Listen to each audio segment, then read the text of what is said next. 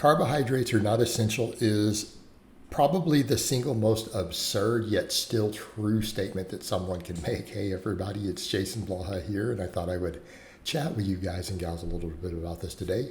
Quick reminder though, please click like on my video down below. If you aren't subscribed or following, please do so.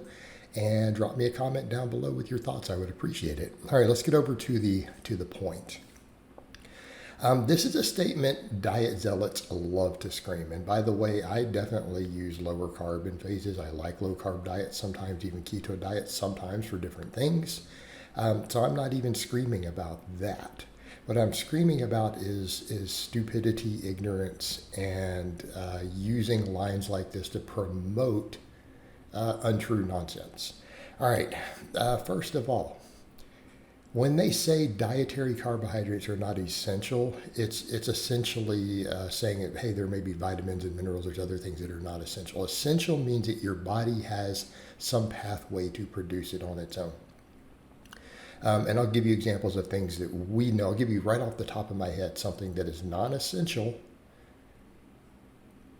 Some people think it is, but it's actually, you still have to have it, and people supplement it and add it to their diet and add foods in it because of the enormous health benefits. All right, the omega-3s, EPA and DHA, right? Everyone's familiar with those. Those are not essential. What? Yeah, there's only two essential fats, alpha-linoleic acid and linoleic acid. That's it. The only two fatty acids that we need at any level for survival that our body can't produce. Your body can make EPA and DHA out of ALA. Therefore, biologically speaking, nutritionally science speaking, those are not essential. Does this make sense now? People say, but they're massively beneficial, of course, but they're not essential. You need them to survive and for health. True, but they're not essential. Your body has a pathway to make them. All right, that's the same thing when we talk about carbohydrates.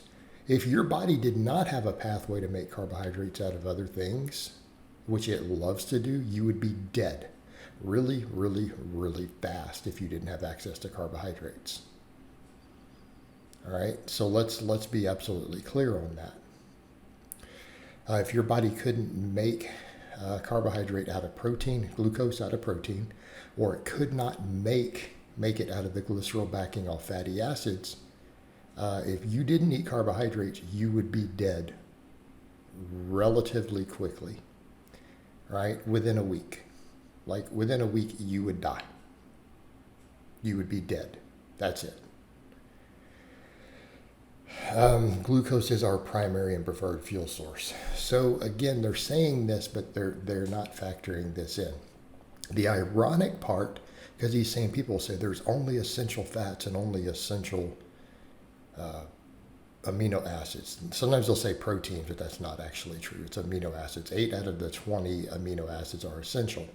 All right. Here's the stupidity of it. These same people will then be terrified of one of the only two essential fatty acids. They're like, oh, we have to have fats in our diet. We have to. They're essential. But then you'll say, what about linoleic acid? Oh, you got to be careful of that one. That would be omega-6. But it's one of the only two essential ones. So you're going to say carbohydrates are not essential as it's some profound statement, but then you're going to be terrified of one of the only two essential fatty acids. Right? That's really weird. Then what else do these same people do?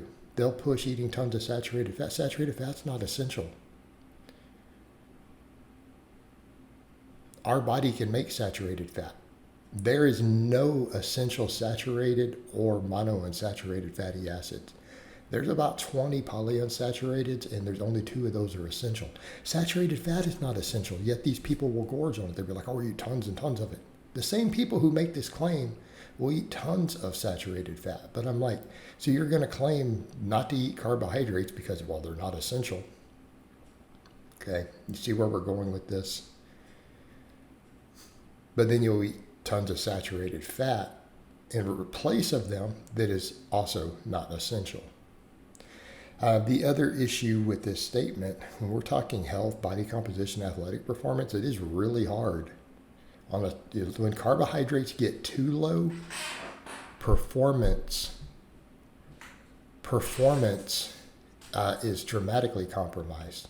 Right, athletic performance is compromised, muscle growth is compromised, recovery is compromised. So what are you guys talking about? You're going to claim it's not essential for life, but it is kind of essential for body composition. How many serious high-level bodybuilders or serious athletes does anybody out there know? The fittest people on earth who follow really low carbohydrate diets, at least year round. Some bodybuilders will do them for cutting, but not all of them. Plenty of serious pro bodybuilders get ripped on high carbohydrate diets. Okay? So, see the problem here? So this is problematic. It's hypocrisy. And it's also making it sound like there's no reason to eat carbohydrates. But again, they'll still eat most of their calories in the form of non-essential calorie sources. It's ludicrous. The hypocrisy to say that, then your reply could be saturated fat's not essential. That's the best reply, because it highlights the ignorance. It highlights the hypocrisy. Here's the other problem. To say that no carbohydrate is essential, the researchers around the world who conduct this are trying to get that changed. They want fiber to be listed as an essential carbohydrate. Let's be clear on that. There's been a movement for a long time among leading nutritional science researchers to categorize fiber as essential carbohydrates. So once that happens, if that happens, then their line also goes away. All right? So we also need to factor that in. The only reason it hasn't been is because some of the researchers are still not being listened to as far as changing classifications. Because again, essential or required for health.